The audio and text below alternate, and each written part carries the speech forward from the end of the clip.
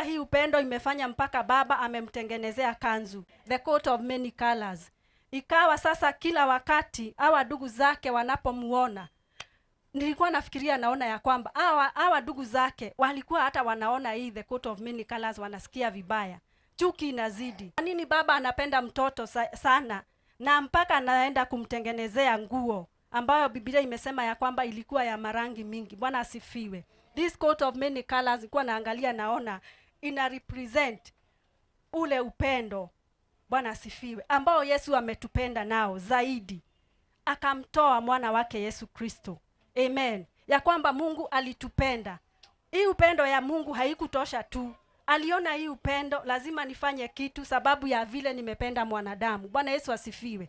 Na mimi wakati naona mtu akikaa ni kama hajipendi, mtu anajidharau, mtu unakaa maisha ya kujichukia na kujiona duni, nashangaa sana. Kwa nini? Because Jesus has loved us. The Bible says he has loved us with an everlasting love. Praise Jesus. Upendo ambao hata amka siku moja Yesu akwambie leo ninakuchukia. Praise God. Unajua mwanadamu anaweza amka na akwambie leo nakuchukia. Maneno humea. Amen. Kama tu vile tunapanda mimea. Tukipanda iko chini ya mchanga haionekani, lakini huwa inachipuka na inafanya nini? Na inaonekana. Hiyo maneno iliingia na ikamea na ikaleta mazao. Ukipatana na mtu anakwambia na hiyo nguo umevaa, na hiyo mafuta umejipaka, na hiyo kiatu umevaa, haikukai, na unaanza kufanya nini? Na unaanza kuichukia. Imagine, because of words. Amen. Mungu na aweze kutusaidia. So wakati Joseph hawa ndugu zake wamempangia, wakajua ya kwamba siku wataenda malishoni, watamfanya nini? Watamuua. Praise Jesus. Wakawa mpaka wamemweka kwa shimo. Lakini huyu ndugu mmoja Ruben akawaambia kuliko tumuweke kwa shimo, wacheni tumuuze kwa wale ambao wana biashara ambao wanapita. Na wakawa wamemuuza na akaenda mpaka akajipata kwa mikono ya Potiphar. Amen. Who was a king. Bwana Yesu asifiwe. Na wakati huyu Joseph ameuzwa na akaenda katika utumwa, tena nako hakukuenda vizuri. Ikawa sasa naye mke wa Potiphar amesababisha aingie katika jela. Bwana Yesu asifiwe. Na wakati Yusufu ameingia katika jela, amen, kukawa sasa tena alivuliwa ile mavazi ile vasi moja ambayo babake alikuwa amemtengenezea. Sasa ameingia kwa jela, amejipata katika mavazi mengine ya jela. Bwana Yesu asifiwe. But still remember God was together with him. Na Mungu alikuwa amepanga huyu ndiye atafanya nini? Ataokoa watu wake. Bwana Yesu asifiwe. Kwa hivyo kwenda kwake jela ikawa tu Mungu ako pamoja na yeye, akaweza kutafsiri ndoto ya mfalme. Na wakati alitolewa, wakati ulifika wa kwenda kusimama mbele ya mfalme. Bwana Yesu asifiwe. Maandiko imesema ya kwamba wakati aliitwa ndio aende asimame mbele ya mfalme, akaoshwa. Bwana asifiwe. Na akavalishwa mavazi mengine. Amen. Mavazi ambayo yalikuwa ya tofauti na yale alikuwa nayo pale katika jela, na akanyolewa. Amen. Kwa ufupi, huu mtu akawa ni mtu ambaye anapendeka. Bwana asifiwe. Na anakubalika. Sasa akawa ameenda katika ufalme. Bwana asifiwe. Na ndio akaenda akasimama mbele ya mfalme na akaweza kutafsiri ile ndoto. Bwana Yesu asifiwe. Nikisema hivi nataka kusema nini? Unaona kuna mavazi ambayo ni ya upendo, hii ambayo baba ametengeneza na anampenda. Tena ameenda katika jela amevaa tena ile mavazi ambayo si ya kupendeza kabisa. I believe watu walio jela hawavai hayo mavazi sababu wanayapenda. Ni kwa sababu there is no option. Na ni lazima wayavae na wakae huko mpaka wakati ambao utaruhusu waweze kutoka na wakaweze kufanya nini? Kukua huru. Amen. Kwa ufupi, mavazi ya jela ni mavazi ambayo inaonyesha there is no freedom. Bwana Yesu asifiwe. Kuna kufinyiliwa. Amen. Kuna kuchukiwa, kuna kudharauliwa. Bwana Yesu asifiwe. Siku hii ya leo ninaponena nikisema ya kwamba we have to change our garments, na maanisha nini wapendwa? Bwana Yesu asifiwe. Because of course nikisema tubadilishe mavazi, sisemi haya ambayo tuko nayo ambayo yanaonekana. Bwana Yesu asifiwe. Kumbuka wakati Ruth amekubalika na Boaz, na sasa ameenda, amekuwa ameozwa, sasa amerudi, ametoka sasa mama ambaye ni mjane, akaacha kuitwa mjane, akawa mama ambaye amepata mume. Bwana Yesu asifiwe.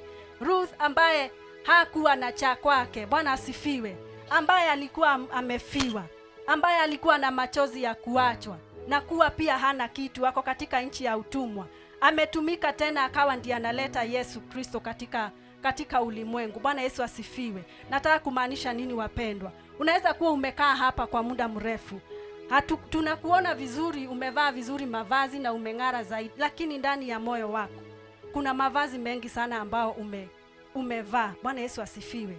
Mengine wewe mwenyewe ndio umejivalisha, na mengine ulivalishwa na watu. Amen.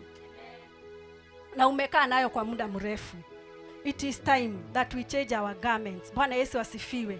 Because we know the Master has come and is together with us. Jesus Christ, who is the Master, is together with us. Na wakati huu tunaposherehekea Pasaka, Yesu anatamani tuyavue mavazi ambayo hayampendezi. Bwana Yesu asifiwe. Alivuliwa mavazi ili sisi tukaweze kuvalishwa haki na ukweli na utakatifu. Bwana Yesu asifiwe.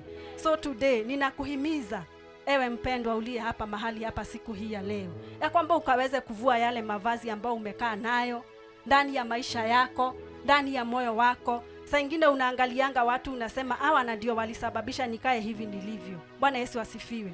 Saa ingine ni mzazi, wakati maybe alikuzaa, mzazi kuna maneno alinena akasema na huyu hata sikuwa nimempangia. Bwana asifiwe.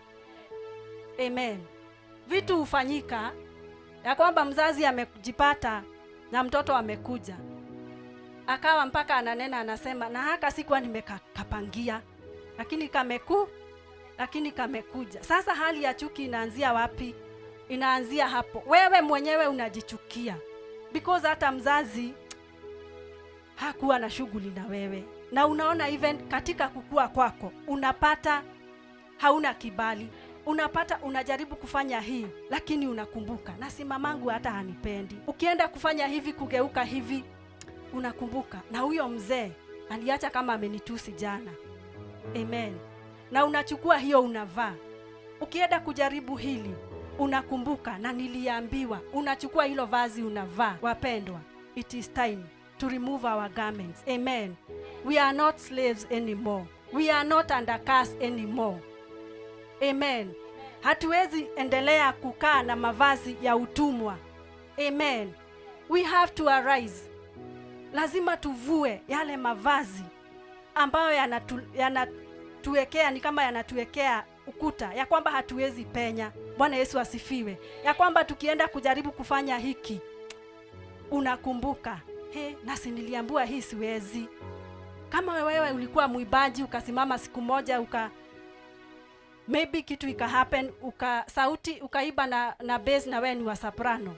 Sasa ukienda kukaa chini ukakutana na mtu ambaye alikwambia unajua hiyo sio gift yako.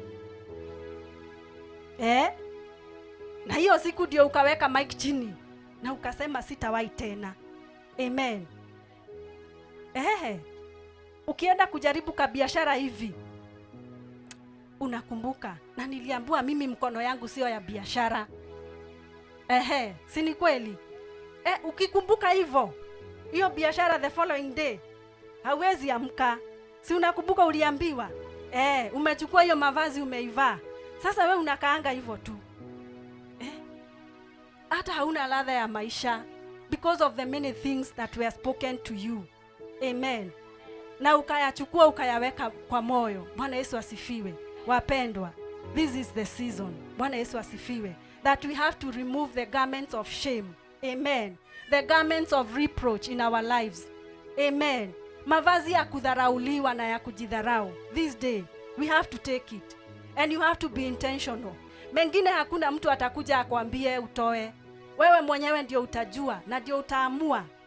This garment of anger. Mimi niko na kukasirika kwingi. Nikikaa tu chini hivi mtu anichokoze kidogo hivi. The book of Isaiah chapter 61 verse 3 ya kwamba atatuvalisha the garment of praise instead of mourning. Amen.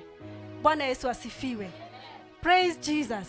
Hii ndio Yesu anataka kutupatia. Instead of mourning, instead of kujihurumia, instead of kujiona kama haufai, seeing yourself as if you are not worthy. Hata huwezi simama mbele ya watu. Bwana asifiwe. Because you always feel unworthy. Because you always feel ya kwamba this is not me. This is for others. This cannot be me. Bwana Yesu asifiwe. This day we have to take away the old garment. Bwana asifiwe. Na tujifunike na tujivishe the garment of praise, because this is what Jesus wants to give us, and that is why he has died for us on the cross. And because when the curtain was divided into two, kumaanisha ya kwamba everybody akona uwezo wa kufika mbele ya Yesu. Bwana Yesu asifiwe. Without even waiting for somebody to come and take you, without waiting for that person you think is the right one. You are the right one. Amen. Because it is you that Jesus has died for you. So today God is going to give us the garment of honor, but it is only if you are ready to take away that garment of dishonor. Kama uko ready ama uko tayari kuvua lile vazi la aibu ambalo uliambiwa na watu, this day the Lord is very much ready. Na anasema he's always willing and he's always ready. Ati tumekuja mbele zake katika imani, in faith. It is only in faith, because the Bible says that without faith hatuwezi kumfurahisha. Bwana Yesu asifiwe. So this day in faith, vua hayo mavazi ambayo yanakusumbua, ambayo yamekuwekea mipaka katika maisha yako, ya kwamba kuna hatima huwezi vuka, kuna vitu huwezi fikia wakati uko na kujidharau, kuna mahali hutawahi fika wakati unajiona duni, kuna vitu hautawahi fulfill. Amen. And God has created us to fulfill a greater purpose than hivyo unajiona. Tulisema it is time. This is our time. Amen. Ya kwamba tubadilishe mambo katika maisha yetu. Amen. So that God may be glorified. Mungu hata tukuzwa wakati tumejifunikia katika kujidharau na kujiona ya kwamba hatuwezi na hatufai. Amen. God is ready to give us a garment of praise. And he's gonna anoint us with the oil of joy. So weeping may endure for a night, but the joy comes in the morning. So this is our day, that we may rejoice and be glad in the Lord, because this day he has told us that he is ready to walk with us. Bwana asifiwe. Just like he walked with Joseph all the way until Joseph alikuja kuokoa kizazi chake. Kumbuka wale walimuuza, they thought Joseph alienda na ni hivyo, and they went and they told the father ya kwamba Joseph ameuawa na wanyama. Wakampelekea vasi wakiwa wamelipaka damu, wakamwambia mtoto wako ameshauawa na wanyama. Amen. And the father was so disheartened, and he mourned for Joseph for a very long time. But remember, Joseph had not died, because God had purpose that this man is going to redeem the people of Israel. Kumbuka wakati njaa imekuwa mingi, wakaenda sasa, ndio wameenda wamepatana na Joseph akiwa sasa ako kwa ufalme. Bwana Yesu asifiwe. Akiwa sasa amevalishwa mavazi ya ufalme. Bwana asifiwe. Na akawa ameaminiwa, Potifa akawa amemuaminia ufalme wake wote.